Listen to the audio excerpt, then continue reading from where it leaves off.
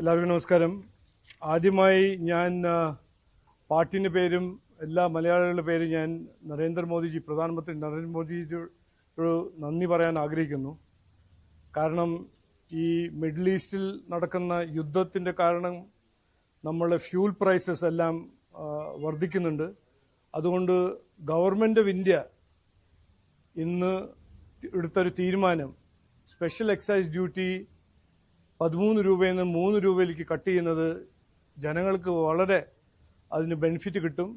അതുകൊണ്ട് ഞാൻ ആദ്യമായി അദ്ദേഹത്തോട് നന്ദി പറയാൻ ആഗ്രഹിക്കുന്നു. അതിൻ്റെ ഒപ്പം ഞാൻ ബഹുമാനപ്പെട്ട മുഖ്യമന്ത്രിയോട് ഒരു നിവേദനം, ഒരു അഭ്യർത്ഥന, അദ്ദേഹവും സ്റ്റേറ്റിൻ്റെ വാറ്റ് അത് കട്ട് ചെയ്യണം. എന്നാലാണ് ജനങ്ങൾക്ക്, സാധാരണ ജനങ്ങൾക്ക് ഫ്യൂൾ പ്രൈസസിൻ്റെ വില, ആ ഒരു അവർ സഹിക്കാൻ പോകുന്ന ആ വിലയിൽ കുറച്ച് കമ്മിയാക്കാൻ അവരും സ്റ്റേറ്റ് ഗവൺമെൻറ്റും ആ വാറ്റ് കട്ട് ചെയ്യണമെന്നാണ് ഞങ്ങളുടെ ഒരു അഭ്യർത്ഥന, ഞങ്ങളുടെ ഒരു ആവശ്യം, ജനങ്ങളുടെ ഒരു ആവശ്യം. അതൊന്ന്. രണ്ടാമത്തെ കാര്യം ഞാൻ പറയാൻ ആഗ്രഹിക്കുന്നത്, നമ്മളൊരു 2 ദിവസമായിട്ട് കാണുന്നത് നേമം മണ്ഡലത്തിൻ്റെ സ്ഥാനാർത്ഥി, CPM സ്ഥാനാർത്ഥിയായ മന്ത്രി ശിവൻകുട്ടിജി ജയിക്കാൻ അദ്ദേഹത്തിൻ്റെ തന്ത്രങ്ങളുടെ ഓരോരോ ഉദാഹരണം നമുക്ക് കാണാൻ കിട്ടുന്നു. ഒന്ന്, രാജീവ് എന്ന പേര് ഉള്ള ഒരു CPM ബ്രാഞ്ച് സെക്രട്ടറിനെ ഇൻഡിപെൻഡന്റ് സ്ഥാനാർത്ഥിയാക്കുന്നു. ഓക്കെ, അതൊന്ന്. ശരി, ഇന്ന് ഞങ്ങൾക്ക് കിട്ടിയതാണ് ഒരു list, details of staff posted to assist the election commission returning officer. ഈ ലിസ്റ്റിൽ ഒരു 100 പേരുണ്ട്.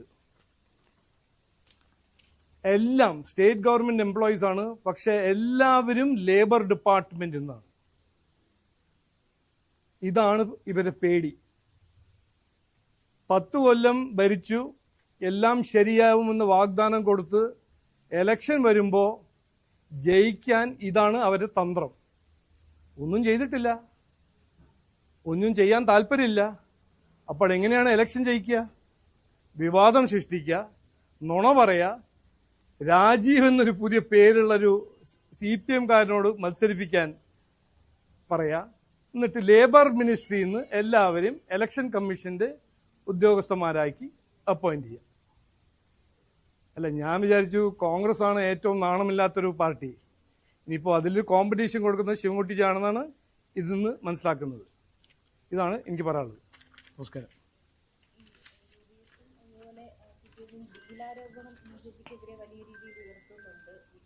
അല്ല, അവര് ഉയർത്തും, അത് നിങ്ങൾ എന്തിനാണ് വലിയ രീതിയിൽ ഉയർത്തുന്നത്? അതാണ് എൻ്റെ ഒരു ചോദ്യം. ഇതില് സത്യമില്ല എന്ന് എല്ലാവർക്കും അറിയാം.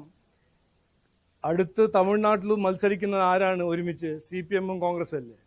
27 സംസ്ഥാനവും 8 യൂണിയൻ ടെറിട്ടറി ഫോർമൽ പൊളിറ്റിക്കൽ അലയൻസിൽ ആരാണ്? CPM-ഉം കോൺഗ്രസ് അല്ലേ. നമുക്കെല്ലാവർക്കും അറിയാലോ, ഇവിടെ പ്രതിപക്ഷ പാർട്ടിയായ കോൺഗ്രസ് പാർട്ടി 10 കൊല്ലം CPM ഇവിടെ നാട് നശിപ്പിക്കുമ്പോൾ കോൺഗ്രസ് പാർട്ടിന്റെ മൗനം എന്തുകൊണ്ടായിരുന്നു? അപ്പൊ നോക്കൂ, ഞങ്ങൾ വികസനം എന്ന് മുമ്പോട്ട് വെക്കുന്ന ഒരു കാഴ്ചപ്പാട് ഞങ്ങൾ ഏറ്റെടുക്കുമ്പോൾ എങ്ങനെയെങ്കിലും ഒരു പുതിയ നെറേറ്റീവ് സൃഷ്ടിക്കാൻ കോൺഗ്രസും CPM ശ്രമിക്കുന്നു. അതിൽ മാധ്യമ സുഹൃത്തുക്കളിൽ പോയി ചാടണ്ടെന്നാണ് എൻ്റെ ഒരു അഭ്യർത്ഥന. ഇവിടെ ഒരു അണ്ടർസ്റ്റാൻഡിങ്ങും ഒരു ചുക്കുമില്ല. ഇത് ഇലക്ഷനാണ്, ജനാധിപത്യ സംവിധാനത്തിൽ ജനങ്ങളുടെ വികസനത്തിന് വേണ്ടി ചർച്ച ചെയ്യേണ്ട ഒരു ഇലക്ഷനാണ്. ഈ ഡീലി ഗീല് ഗൂലും പറഞ്ഞിട്ട് നിങ്ങൾ നടക്കരുതാണ് എൻ്റെ ഒരു അഭ്യർത്ഥന. കാരണം ഇവിടെ ഒരു ഡീലും ഇല്ല. ഇവിടെ നടന്നത് 10 കൊല്ലം, 15 കൊല്ലം, 20 കൊല്ലം കുറ്റകരമായ അനാസ്ഥ, അഴിമതി, ദുർഭരണം, അനീതി ആണ് നടന്നിരിക്കുന്നത്. CPM-ഉം കോൺഗ്രസും വഴി ജനങ്ങളെ വഞ്ചിക്കുന്നത് കോൺഗ്രസും CPM ആണ്. ഈ ഇലക്ഷന്റെ 10 ദിവസം മുമ്പ് എന്താണ് ഈ ഡീലിന്റെ ഒരു നറേറ്റീവ്? എന്തുകൊണ്ട്? എന്താണ് കാരണം? നിങ്ങളെല്ലാം ചോദിക്കണ്ടേ? ചോദിക്കൂ.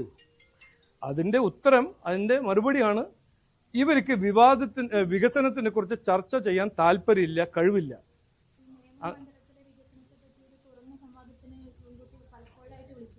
ഞാനും തയ്യാറാണല്ലോ. പക്ഷെ നുണ പറയാൻ പാടില്ല, അതാണ് എന്റെ കണ്ടീഷൻ. അവിടെ പോയിട്ട് കയ്യിലിട്ട് ഇരിക്കി കൊടുക്കുന്ന നുണ അവിടെ പറയാൻ പാടില്ല. അതാണ് എൻ്റെ ഒരു ഏറ്റവും കൂടുതൽ എൻ്റെ ഒരു കണ്ടീഷൻ.